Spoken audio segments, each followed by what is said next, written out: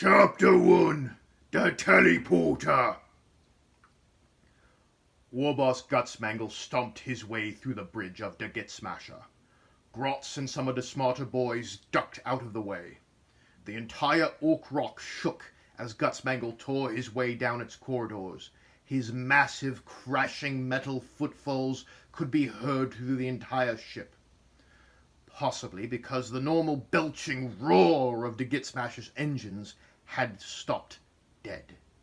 The Orc Warboss was furious and moved incredibly quickly despite his enormous size. An even larger mega armor. Gutzmangul was a proper hulking warboss, wearing proper hulking power armor festooned with yellow and black and prominently featuring his own insignia, an orc skull above two crossed cleavers. He stood a little over 10 feet tall and bore the scars of hundreds of battles. By all appearances, he was a fairly unremarkable warboss, as much as an enormous killing machine can be unremarkable. But his simple, brutal exterior hid a cunning that was unmatched by all but the most clever orcs. He slammed his fist into the big red button next to the engine room door, crushing the mechanism and shorting out the portal.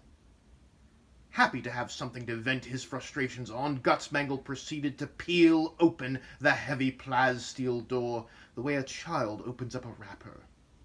Gimzod, what in Mook's name did you zog up? Terrified squeals went up as Gimzod's grot oilers scattered in terror. Gutzmangul mashed a few of them for good measure before grabbing the mech by the scruff of his neck and hauling him off his feet. Gimzod was a fairly large orc for a mech, a bit bigger and he might be a proper big mech. His bionic left arm and leg whirred as he flailed in Gutzmangul's grip. Hey boss, don't worry, everything is okay, only a temporary setback. I'm a temporary setback your face into your skull if you don't get this rock moving.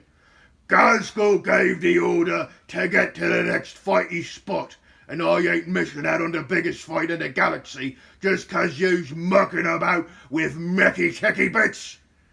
Gimzod grinned sheepishly. Hey boss, I got this idea to make us the first boys to get stuck in. Right, throw some red paint on the rock and let's get on with it. No, boss, I got me an idea.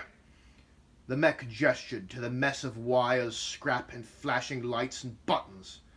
Some of the buttons were very big and very red, but Gutzmangul recognized the array even in its disassembled state. What you doing with that teleporter? Gimzod grinned widely, his legs dangling and kicking occasionally. You see, that's the thing. I think I could rig up the teleporter and zap us right up close to the next zappy planet.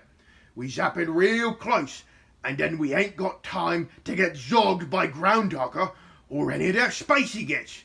And then we gets on the ground, and then we can stomp 'em real good. Gutzmangul released the mech, who hit the ground with a loud clunk. Gimzod scrambled to his feet and continued his explanation. See, if I runs the juice from the engine through the teleporter with some modifications, we can get stuck in good and proper. And how long? Let's see. I've got to calibrate the worky bits to work proper with the zappy bits and then the warpy bits. How long? Gimzod counted on his fingers for a moment. Maybe 15 minutes. Gutzmangul roughly shoved Gimzod towards the pile of blinking lights and sparking wires. Do it! Gutzmangul began tromping his way back to the bridge. Other orcs were starting to poke their heads out, trying to figure out what was going on. A burly knob was working his way down the corridor, wielding a thick battered metal rod and bashing any onlookers. Quit your gawping, you grots! You needs to get a lot more discipline. Squighead, get the boys in line and ready to fight. We's getting stuck in real soon. Gutzmangul called out as he passed. Squighead was a little shorter and broader than most knobs.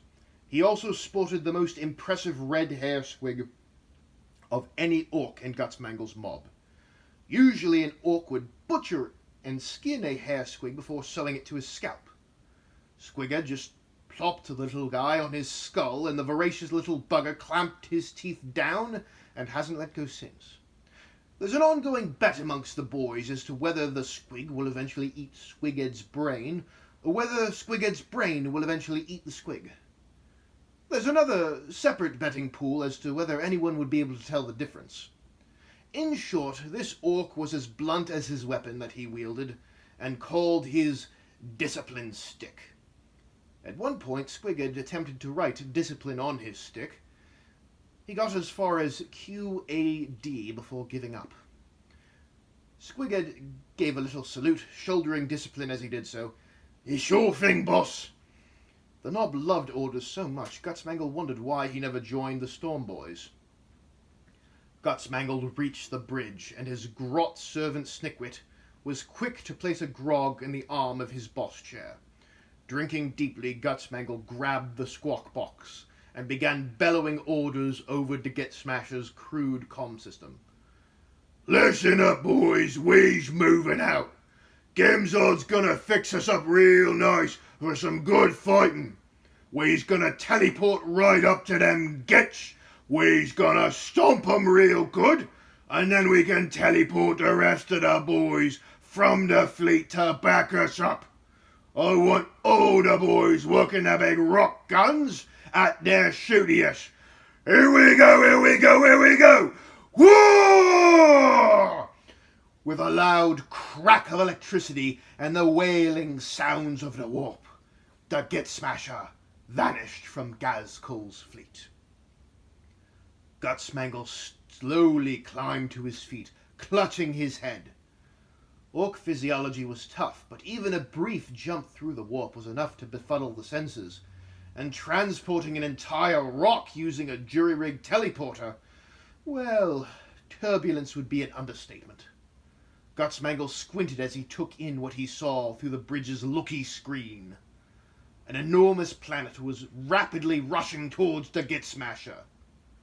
The Warboss's eyes widened with realization. "Boys, I don't think we's in Octarius anymore.